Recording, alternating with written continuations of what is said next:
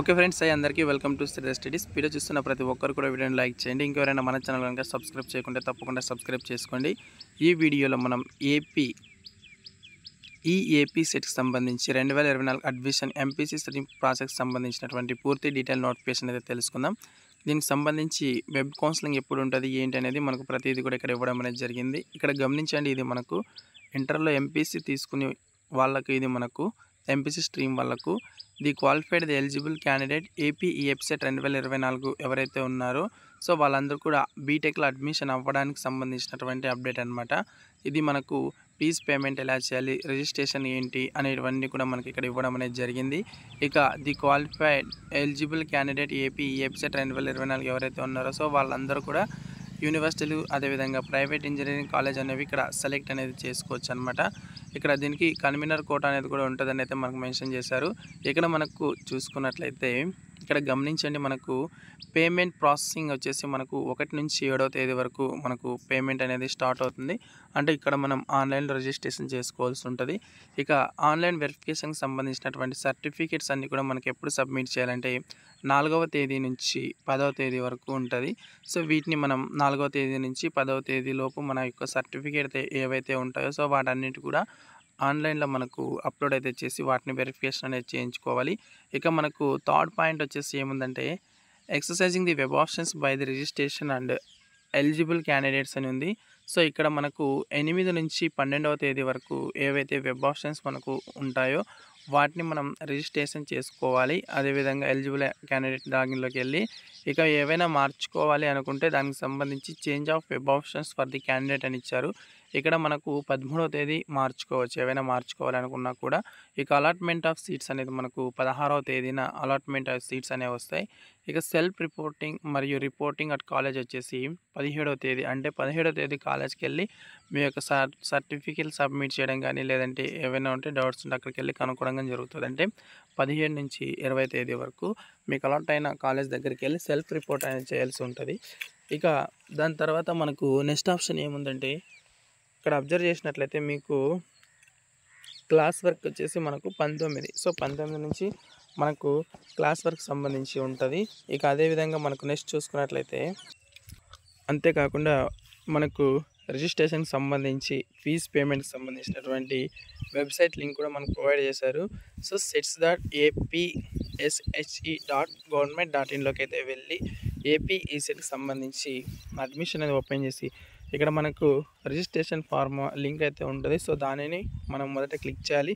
ఇక్కడ క్లిక్ చేసిన తర్వాత candidate can enter into registration form using AP EAPCET hall ticket date of birth ఉంటుంది.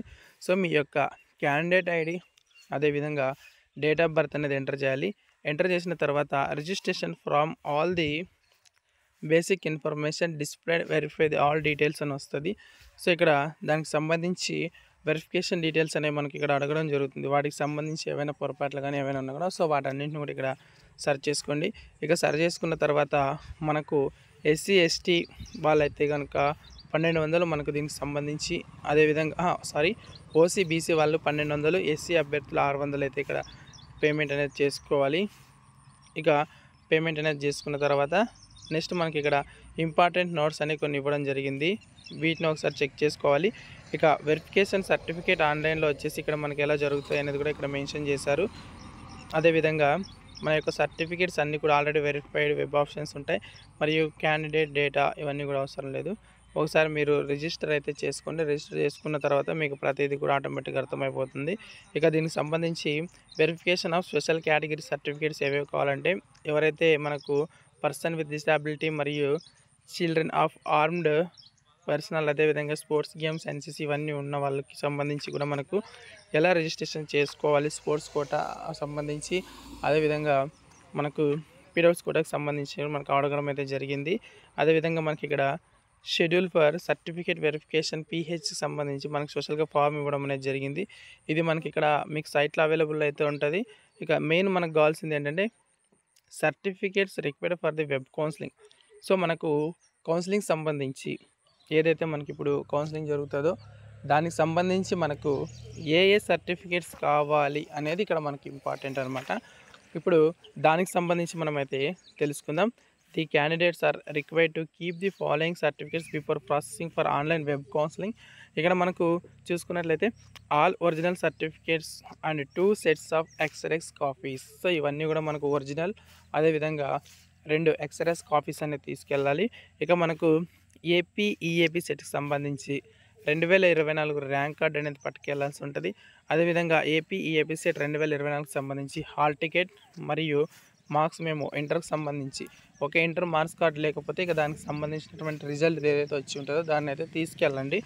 ఇక proof of date of birth అంటే SSC marks card, మనకు 10వ తరగతి మార్క్స్ కార్డ్ ఆధారంగా ఉన్నటువంటి డేట్ ఆఫ్ బర్త్ సర్టిఫికేట్ తీసుకెళ్ళాలి. మరియు ట్రాన్స్ఫర్ సర్టిఫికేట్, ఇంటర్ పూర్తయిన తర్వాత టీసీ ఉంటుంది, సో దాన్ని తీసుకెళ్ళాలి. మరి study certificate from 6th to intermediate, 6వ తరగతి నుంచి ఇంటర్మీడియట్ వరకు మన యొక్క సర్టిఫికేట్ ఏదైతే ఉంటుందో దాన్ని స్టడీ సర్టిఫికేట్ తీసుకెళ్ళాలి. టీసీ తర్వాత ఇక ఈడబ్ల్యూఎస్ సర్టిఫికేట్, మీ సేవ కానీ గ్రామ సచివాలయంలో కానీ ఉన్నది ఏదైతే మనకు ఉంటుందో దానికి సంబంధించి మనము ఈడబ్ల్యూఎస్ సర్టిఫికేట్ కూడా తీసుకుని వెళ్ళాలి. ఓసీ క్యాండిడేట్ అయితే మనకు reservation under EWS category, so ఎవరికైతే ఈడబ్ల్యూఎస్ కేటగిరీ వాళ్ళు ఉంటారో ఓసీ క్యాండిడేట్లో వాళ్ళైతే తీసుకెళ్లాల్సి ఉంటుంది. ఇక ఈడబ్ల్యూఎస్ లేకపోతే తీసుకెళ్ళకపోయినా ఇబ్బంది అయితే ఏం లేదు. ఇక నెక్స్ట్ మనకు రెసిడెంట్ సర్టిఫికేట్స్ అనమాట. సో రెసిడెంట్ సర్టిఫికేట్స్ వచ్చేసి 7 years qualifying examination in inter equal and respect private colleges. ఎవరైతే ప్రైవేట్ కాలేజెస్లో చదువుకొని ఉంటారో వాళ్ళు ఈ యొక్క రెసిడెంట్ సర్టిఫికేట్ కూడా తీసుకుని వెళ్ళాలి. ఇక నెక్స్ట్ మనకు Andhra Pradesh resident certificate, proof of father mother a period of 10 years including period of employment out side Andhra Pradesh from tahsildar in respect non local. So ఎవరైతే తల్లిదండ్రులు ఉంటారు కదా వాళ్ళు మన ఆంధ్రప్రదేశ్లో కాకుండా వేరే స్టేట్లో ఏదైనా మన ఆంధ్రప్రదేశ్ చెంది వేరే స్టేట్లో ఎక్కడైనా జాబ్ చేస్తూ ఉన్నట్లయితే సో తహసీల్దార్ దగ్గరికి వెళ్ళి అంటే మన మండల ఆఫీస్లోకి వెళ్ళి దానికి సంబంధించి సీలు సైన్ అనేది చేయించుకుని అయితే రావాల్సి ఉంటుంది. తర్వాత ఇంటిగ్రేటెడ్ కమ్యూనిటీ సర్టిఫికేట్, క్యాష్ బ్యాస్. సో మనకి ఎవరైతే ఎస్సీ ఎస్టీ బీసీ వాళ్ళకి సంబంధించి ఉంటారు కదా వాళ్ళు కూడా ఈ క్యాస్ట్ సర్టిఫికేట్, ఇన్కమ్ సర్టిఫికేట్ ఉంటే కనుక దాన్ని కూడా తీసుకుని వెళ్ళాలి. Income certificate parent from all source issued అంటే ఫ్రెష్గా ఉండేది అయితే చూసుకోండి. అదేవిధంగా వైట్ రేషన్ కార్డు ఉండేలా చూసుకోండి.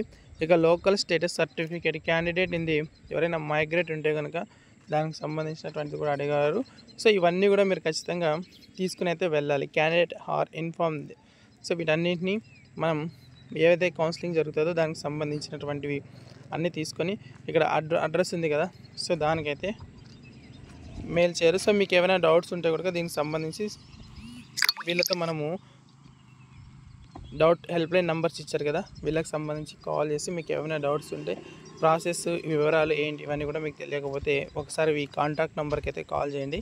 కాల్ చేసి ఏమైనా పొరపాట్లు కానీ చేసి ఉంటే ఏమైనా మిస్టేక్స్ అట్లా ఏమైనా ఉంటే కనుక హెల్ప్ నెంబర్కి కాల్ చేసి ఒకసారి పూర్తి డీటెయిల్స్ అయితే కనుక్కోండి.